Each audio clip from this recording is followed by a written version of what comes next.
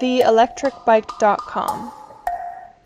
Perform a basic cycle maintenance. Step 1. Check the bike frame if it has any cracks, particularly around the welds. If you find them, repair them immediately. Step 2. Inspect the tires for cuts, bulges, or torn threads.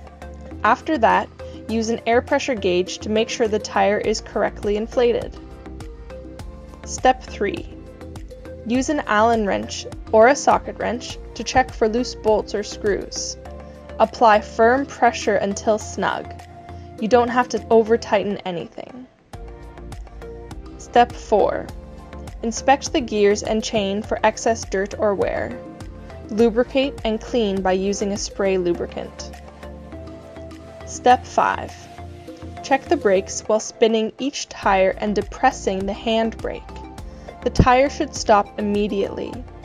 Use a stainless steel pad to clean the brake heads.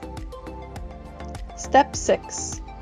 Check if your helmet has any cracks on it, and make sure the helmet pads give comfort and proper fit.